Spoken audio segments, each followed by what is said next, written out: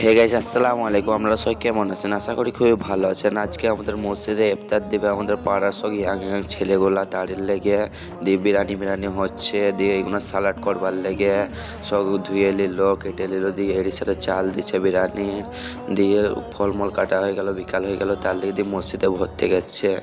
এর সাথে Thums up আছে, জুস আছে, লেবু, তরমুজ, খেজুর, পিপিয়া সব আছে।